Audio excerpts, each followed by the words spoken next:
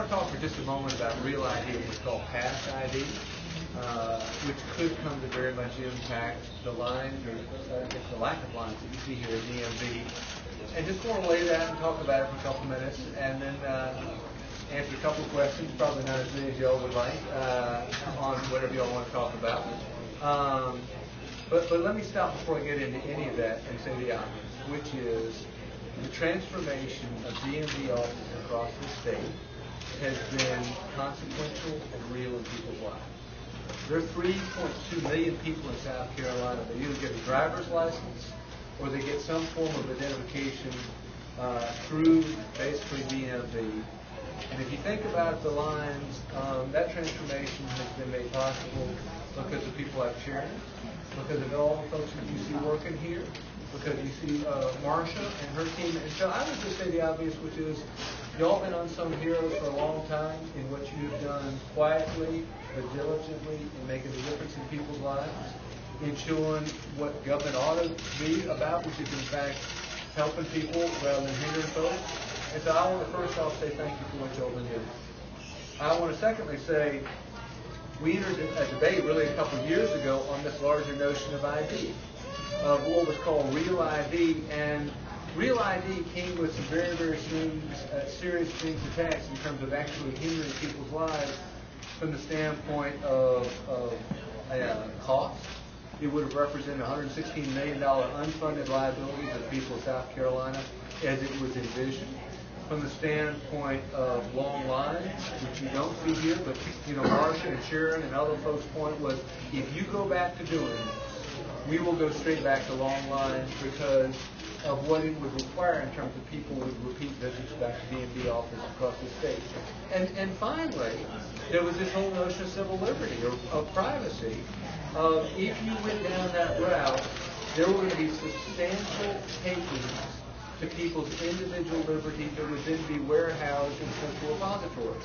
So for that reason, myself and a number of other governors sort of drew a line in the sand in companion with citizens like the ones I see back over here in class just a moment ago, saying, wait, we can't do this. This is the beginning of a very, very serious unraveling of civil liberty and privacy in the United States of America that would have long-standing impacts going forward.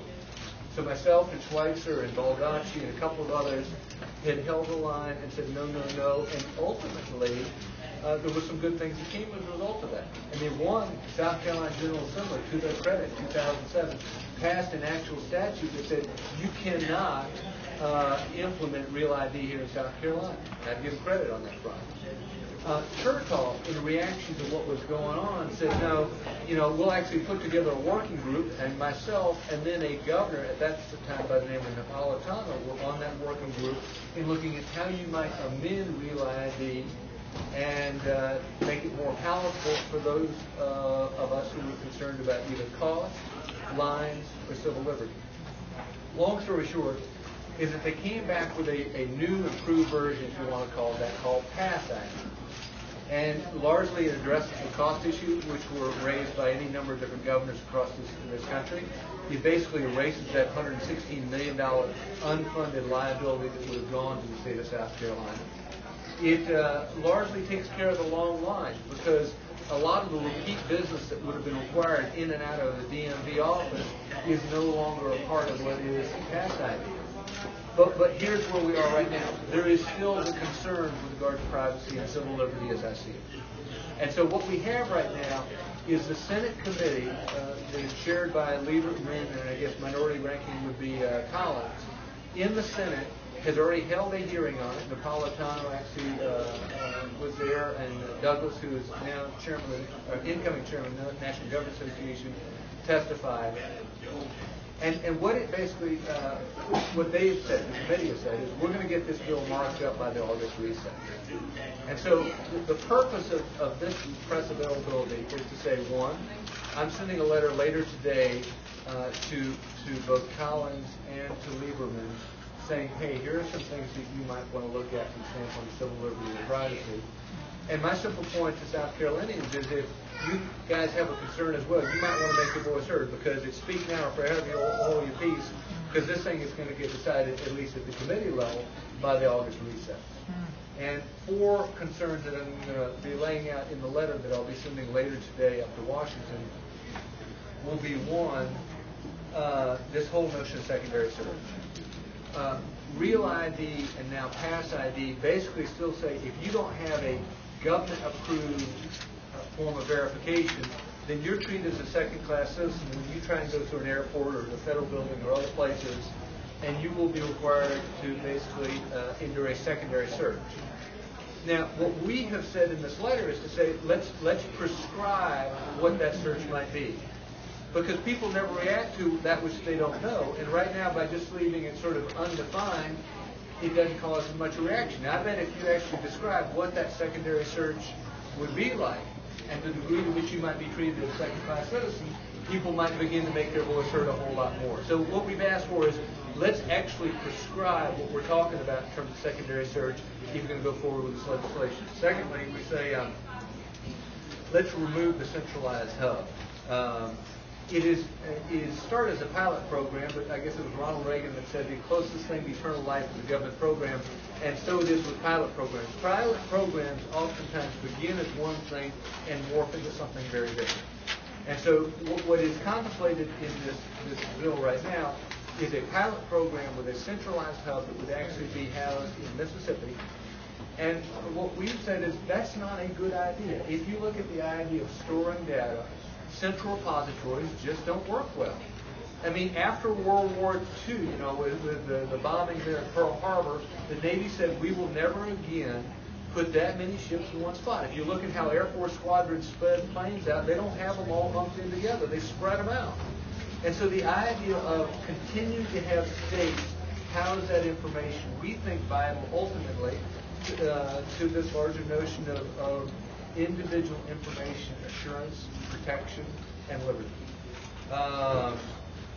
Third, we say in this letter, we think that you should expressly prohibit in the language the RFID card.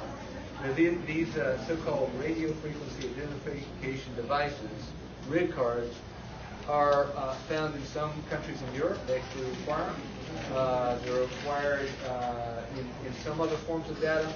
But we think it is worth actually expressly prohibiting that in the language, because there was actually, I don't know whose television show, but apparently one of the guys in the office told me, in some television show here fairly recently, it was documented how these RFID cards can be basically used to gather information. Apparently, if you're within 15 or 20 feet of one of these cards, information can be extracted, which means you can put a scanning device at that doorway coming in here and basically read off at everybody's card that would walk in and gather their personal information.